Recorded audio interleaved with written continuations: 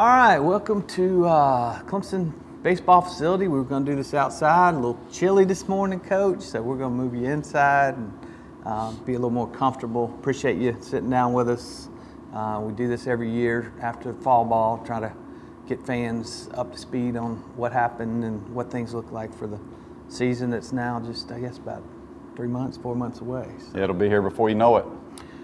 First segment, we're going to talk about pitching. Okay. One of the things you said after last season was going into the fall, you were going to let everybody be a starting pitcher and kind of see and work through and try to find your starters for the season, find the guys that could do it on a consistent basis. Let's start there, and how did that go in the fall? It went good. I think that Coach C did an outstanding job this fall of building pitch counts, of letting our guys stay out there and face a number of hitters per inning. We changed the way that we've done our inter squads this fall. Felt like it was very beneficial. We would limit their pitches per inning to usually we started out at about 15 pitches per inning and then 20 pitches per inning, but we would keep the pitcher out there for 20 pitches. And what that allowed us to see as coaches is instead of if a pitcher went out there and got 3 quick outs, typically he's, the inning's over, but he may have done that in 9 pitches. So what we wanted to do is we wanted to challenge our pitchers to see how many outs can I get in 20 pitches per inning. And what we saw was there were guys who were able to get sometimes 6 and 7 outs in 20 pitches and face more hitters. But we also got a chance to see if the guys struggled some and the guys were hitting them, they had to find a way to get out of it because they weren't going to come off the field until they got their 20 pitches in. So good and bad, it taught us a lot about our pitchers because they had to stay out and complete their pitch count per inning. So guys may have only thrown, say, 2 innings or 3 innings, but their pitch counts were 20 per inning, 15 to 20 per inning, so it allowed us to be able to evaluate our pitchers, but also give them opportunities to pitch their ways out of situations, but also to get more outs in an inning of work than they normally would. So we felt like our pitching staff got better as the fall went on because of that, so we felt like it was very beneficial. Did any guys show any separation during the fall? One guy that certainly stood out to me on the starting pitcher side was Sam Weatherly. Sam Weatherly has made tremendous strides. We've always known what kind of talent Sam has. Left-hander, very athletic, above average fastball and breaking ball. Strikes come and go. Sam was a guy that would have a number of walks and a number of strikeouts. He rarely got hit in an outing.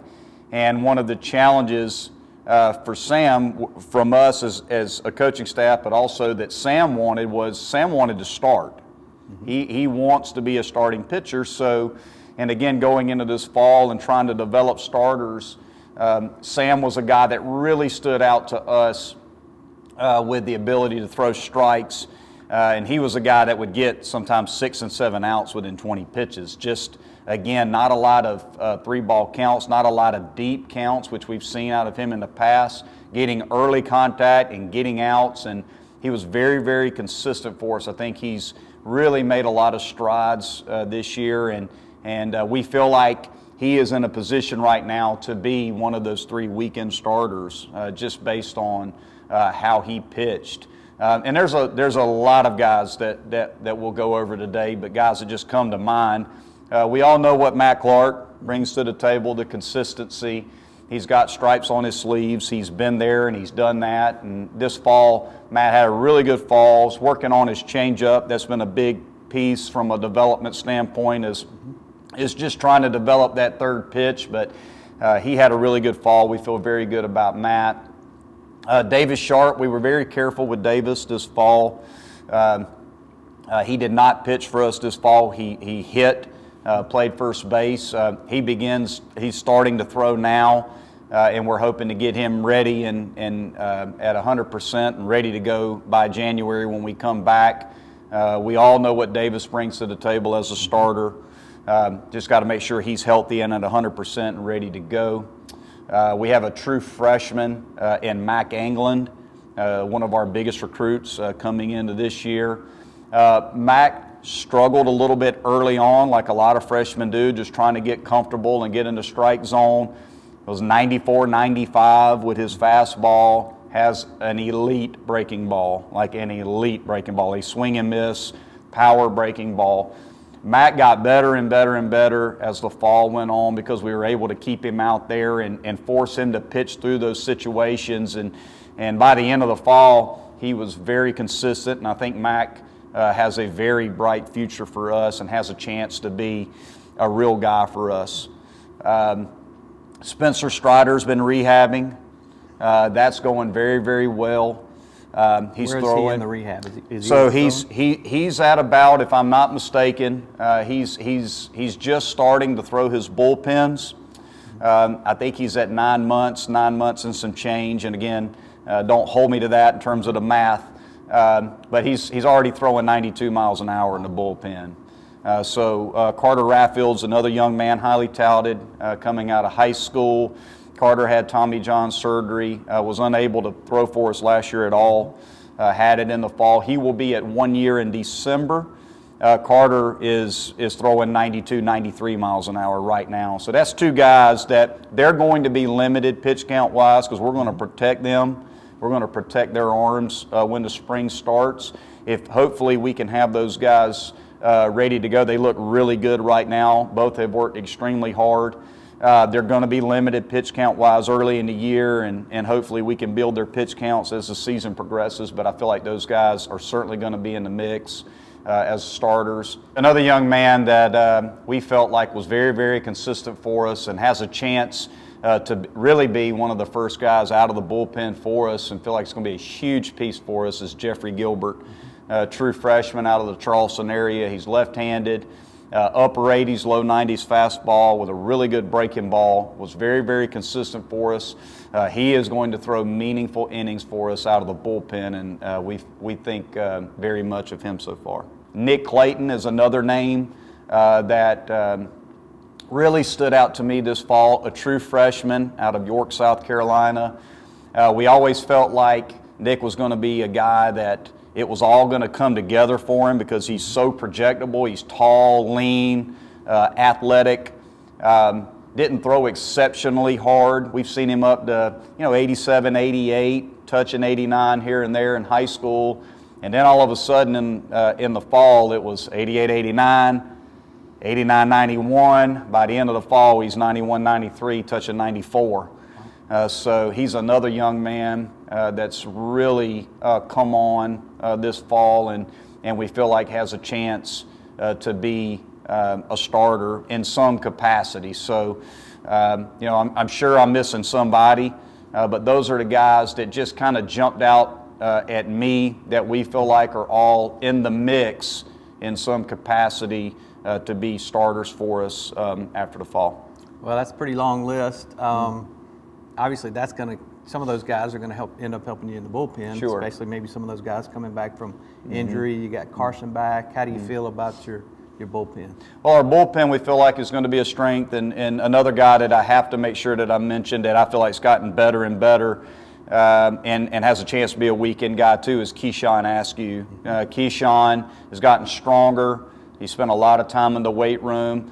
He's developed 3 pitches now. We always felt like if Keyshawn could get more of a consistent breaking ball that he could throw in the strike zone, that because his fastball moves so much that could take him to the next level. And Keyshawn's definitely going to be in that mix as well, whether it's a weekend starter or pitching out of the bullpen. But you're right. Some of these guys are going to have to move to the bullpen. We can only start 3 on the weekend, and we typically have 1 midweek game. So we feel like once we figure out who those guys are going to be, who kind of separates themselves for those 3 weeks of inter-squads that we have in January and early February, some of those guys are going to move into the bullpen. And we all know what Carson Spires is going to do for us. I feel like Carson's going to be a guy that's going to pitch for us, at the back end of the bullpen, along with some of those guys if they're not starters for us.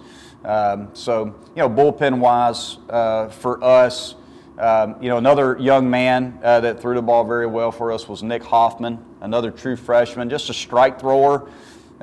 He's got to develop a little bit better of a breaking ball. But if he can develop a breaking ball, he's a strike throwing machine. He's going to be a guy that we feel like is going to be very, very solid for us out of the pen as well. Just that mix of 8 to 10 guys right in there right now, we feel like is kind of the nucleus of the group. And certainly there's going to be some other guys that will fill in as well out of the bullpen for us. A lot of reasons to be optimistic there about the upcoming season. As you guys have all seen, pitching is one of the keys to winning that regional and advancing in postseason. And Clemson, would you say maybe this is the deepest staff you've had? I think it's going to be a very deep staff. We feel like it could be the deepest staff that we've had as long as they're healthy. A big key for us, again, is going to be the health of the pitchers, guys like Strider and Raffield and Sharp. Got to make sure Sharp is healthy and ready to go. There's certainly, if those guys are healthy and able, to stay out there for us and consistently pitch for us week in and week out, we feel like we have a chance to have a very deep pitching staff.